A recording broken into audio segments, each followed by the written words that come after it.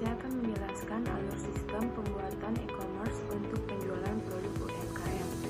Pada alur yang pertama yaitu indeks PHP dengan menggunakan fungsi produk yaitu menyediakan daftar produk UMKM dalam bentuk array dan setiap produk memiliki atribut yaitu ID, produk, harga, gambar, dan kategori. Filter kategori yang digunakan yaitu menyaring produk berdasarkan kategori yang dipilih oleh pengguna. Alurnya yaitu pengguna dapat menginput atau memilih kategori dari drop down filter. Kemudian drop down filter menyediakan dua opsi kategori yaitu olahraga dan aksesoris serta opsi default atau semua. Proses penyaringannya yaitu sistem membaca nilai dari query parameter kategori dan menggunakan fungsi array hanya produk dengan kategori yang sesuai ditampilkan.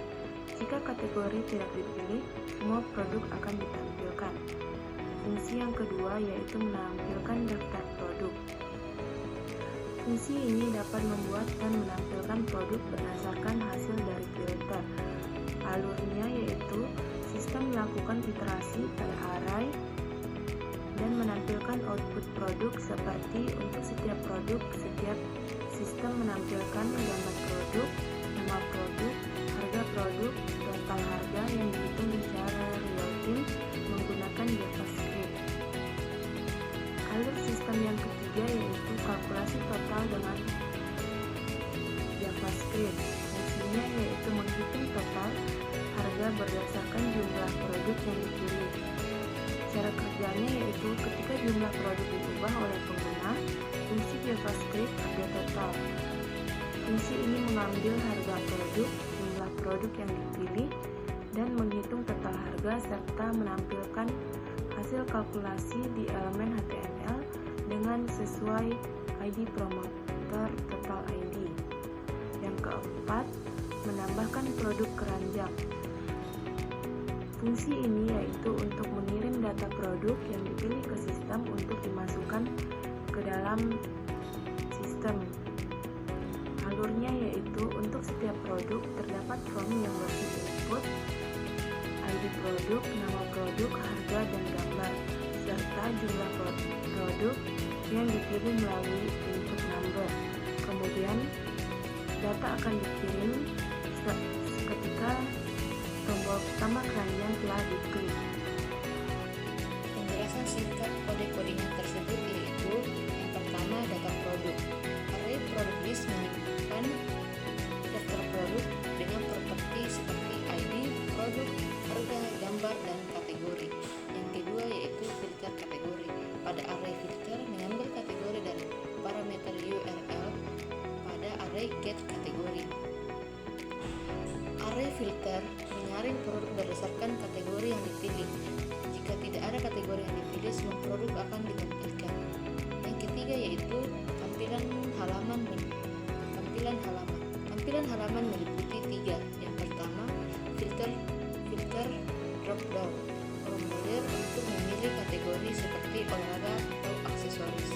Saat kategori dipilih, halaman dibuat dengan produk yang sesuai. Yang kedua, daftar produk meliputi menampilkan setiap produk, gambar, nama, dan harga. Formulir untuk menambahkan produk ke keranjang dengan jumlah yang diatur. Codingan JavaScript berguna untuk menghitung harga secara dinamis berdasarkan jumlah yang dipilih. Fungsi tambah ke keranjang. Data produk dikirim ke chart PHP menggunakan metode post saat tombol tambah ke keranjang ditekan. Hasil outputnya yaitu meliputi tiga. Yang pertama, tampilan awal.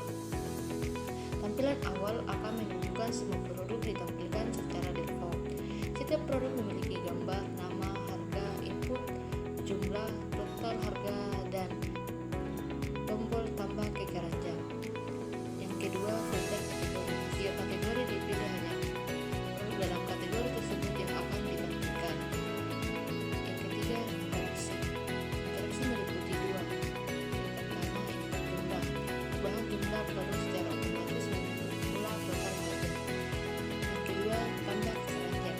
Data produk dikirim ke chart PHP untuk diproses lebih lanjut.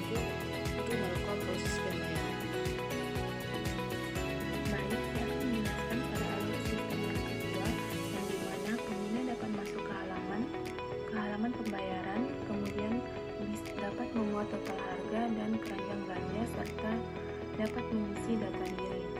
Baik, kita lanjut ke dalam kode atau skripnya. Pada sesi yang pertama yaitu session start. Session start ini digunakan untuk menyimpan informasi atau informasi pengguna dan selama mereka berada atau berinteraksi di dalam web atau aplikasi. Kemudian pada baris yang ketiga yaitu start session. Di sini kita dapat mengambil data keranjang belanja dari sesi yang pertama. Jika tidak ada data keranjang yang tersedia, maka kita inisialisasi start sebagai array yang kosong. Kemudian pada baris yang kelima yaitu if server, jika metode permintaan adalah POS, maka ketika pengguna mengklik tombol bayar, sistem dapat melakukan proses pembayaran dengan mengosongkan keranjang belanja dan mengalihkan pengguna ke halaman payment sukses. Kemudian pada baris yang ke-12 yaitu total. Di sini sistem akan menghitung total biaya dari barang-barang dalam keranjang belanja. Kemudian array kolom dapat mengambil kolom subtotal dari setiap item dalam keranjang dan array dalam keranjang. Kemudian array sum akan menjumlahkan nilai-nilai tersebut. Saya akan menjelaskan simulasi checkout dengan total harga, nama dan alamat. Session start digunakan untuk memulai sesi PHP. Ini memungkinkan data seperti keranjang belanja. Session card mengecek apakah sesi card ada.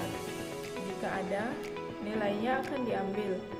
Jika tidak, akan diinisialisasi sebagai array kosong. Server request method mengecek metode HTTP yang digunakan pada permintaan. Dalam hal ini hanya menangani permintaan POS. Kemudian, jika form dikirimkan, session card mengosongkan keranjang belanja setelah pembayaran berhasil. Header mengarahkan pengguna ke halaman sukses pembayaran. Exit menghentikan eksekusi skrip untuk memastikan tidak ada kode lain yang dijalankan setelah pengalihan. Array kolom mengambil kolom subtotal dari setiap item di keranjang belanja. Array sum menjumlahkan semua nilai dalam array subtotal untuk menghitung total belanja. Type HTML mendeklarasikan dokumen sebagai HTML5. HTML length menentukan bahasa dokumen adalah bahasa Inggris. Anda dapat menggantinya dengan ID untuk bahasa Indonesia.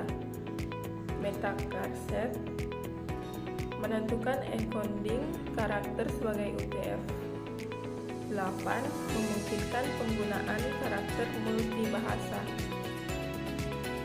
Metaname memastikan tampilan responsif untuk perangkat mobile.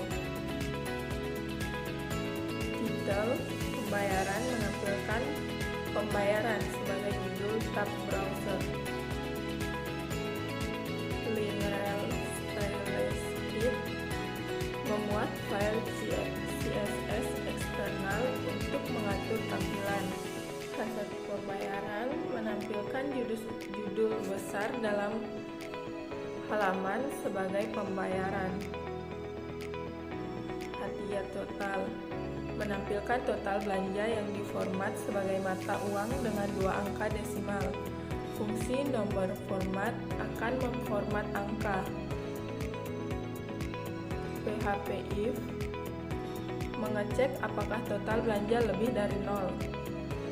Kemudian jika benar, menampilkan pembayaran. From method POS action membuat form dengan metode POS untuk mengirim data ke server. Input type input untuk nama pengguna. Atribut pada coret memastikan bahwa penggunaan wajib mengisi. Text area ID, area teks untuk alamat pengguna. Button type, tombol untuk mengirim form. Kemudian jika salah, menampilkan pesan keranjang belanja Anda kosong. Body untuk menutup tag HTML untuk menutup dokumen HTML. Kemudian hasil dari codingan ini menunjukkan untuk melanjutkan ke tahap pembayaran. Baik, selanjutnya saya akan menjelaskan tentang dashboard, di mana dashboard adalah hasil dari indeks PHP, payment PHP, dan payment sukses.